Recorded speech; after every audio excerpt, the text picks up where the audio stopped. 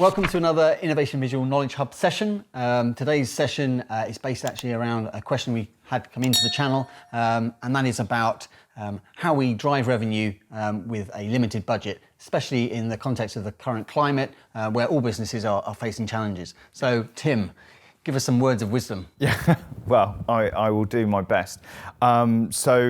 This is about us doing more in the way of videos for digital marketing answers. So thanks very much for sending that question in.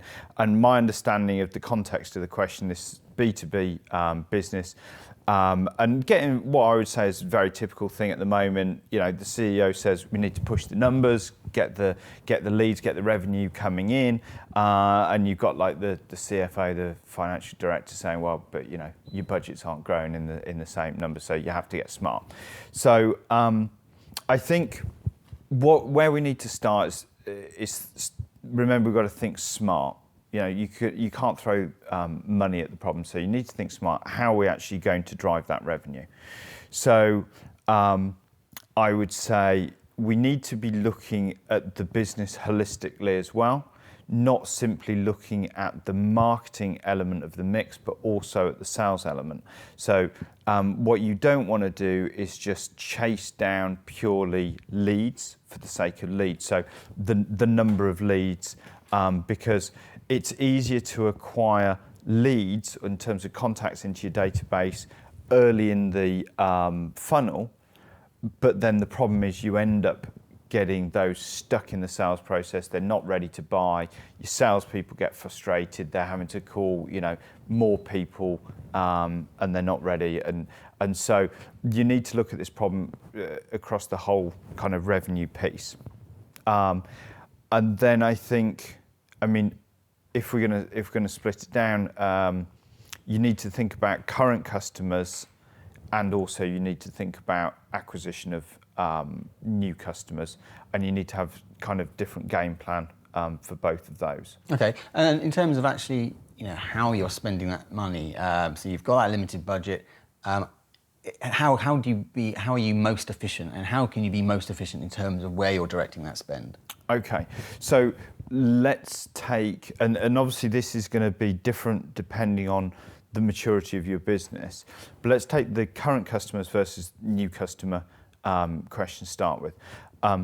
It's a well-known fact, it's a lot cheaper to sell more to a current customer. So there's two ways of doing that really.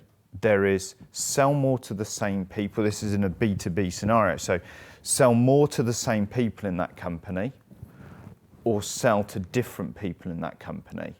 And then both of those kind of have got the variable of, are you selling the same thing or are you selling something different? So ideally, budgets are constrained. Look to see in your customer base where you've got the ability to upsell or cross-sell.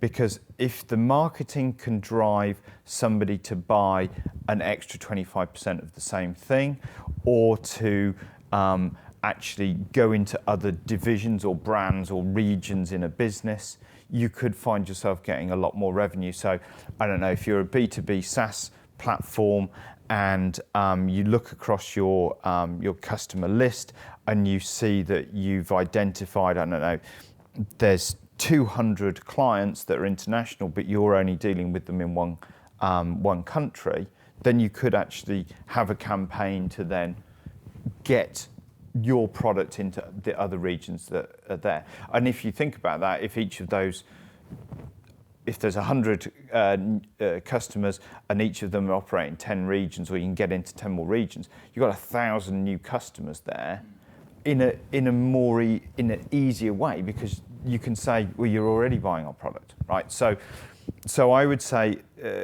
customers are really golden, and when budgets are tight, look back at your current customers and see what you can do there. That's really important.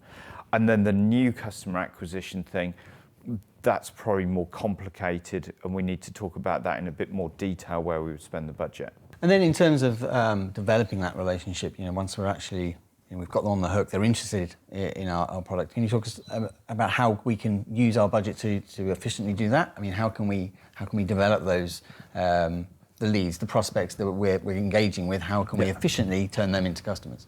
So I think that it comes down to being good in terms of the nurture flow and the interaction between marketing and sales. And that is a very blurred line. The latest Gartner data that I saw when I was over in Boston with HubSpot, Gartner are now saying that 80% of the sales process takes place before any one-to-one conversation with a business.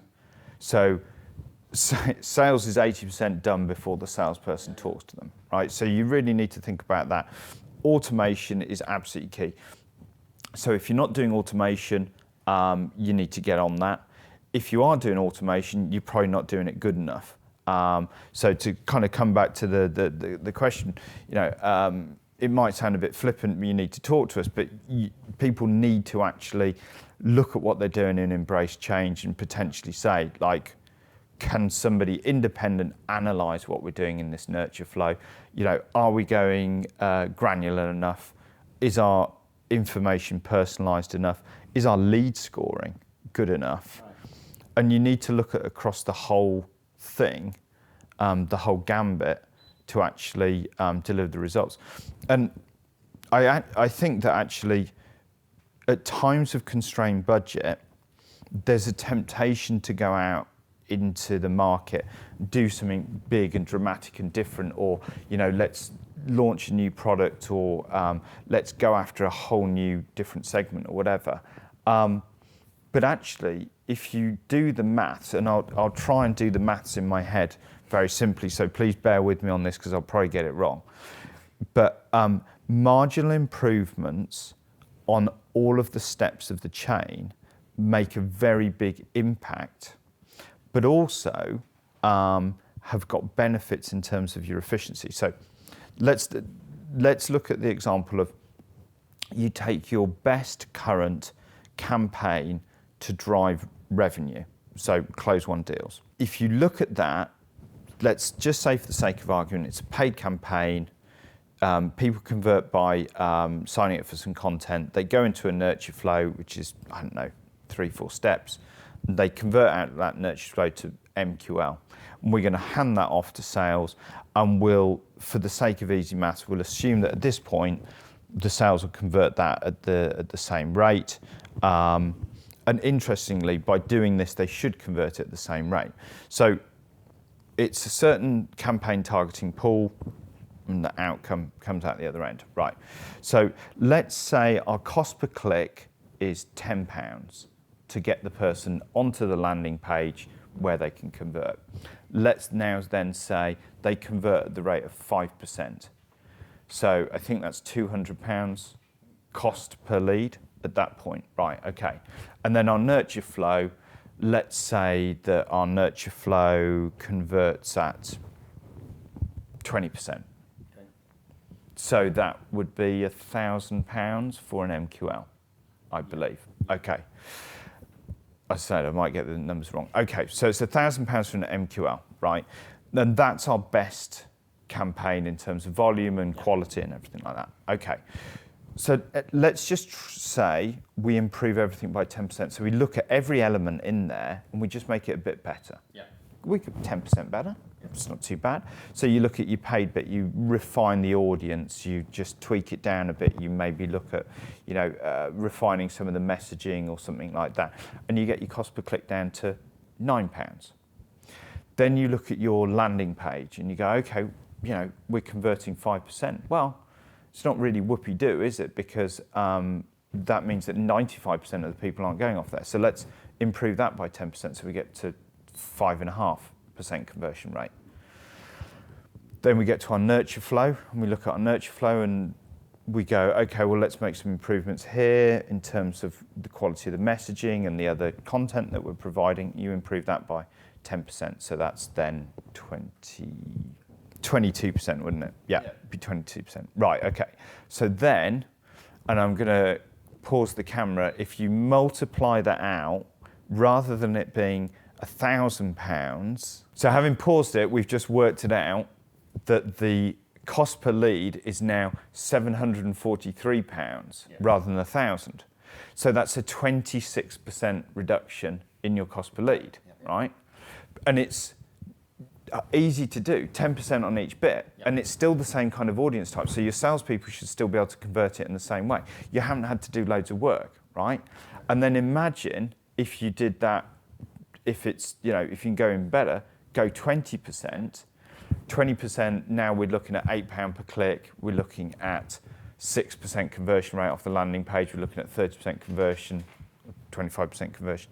And now, I'm not going to do the maths again because we would be pausing, but now you're looking at probably less than half, you've halved almost your cost per conversion. So, meaning your overall budget will go further and you will generate more business. Exactly. So kind of the answer to the question, if you like, if you want a short answer to the question, look at your customers and see what other value you can extract by selling more to those customers. And then on the new business side, don't get complicated. Look at what's working well at the moment and improve each step incrementally and focus on that incremental. And that is your best bang for your buck for revenue generation from a limited budget, I would say. Yeah.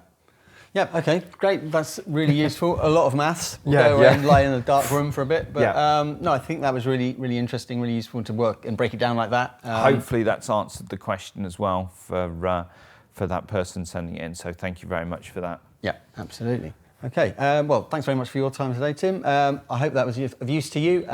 If it was, please remember to like and subscribe to the channel, and remember to click the all-important notification bell. And please do feel free to put more questions into the comments of any of the videos that we've got, or send them directly to Innovation Visual. You'll find the contact forms on the website, which is innovationvisual.com. Cool. Thanks very much, Tim, and thanks for your time, and catch you on the next session.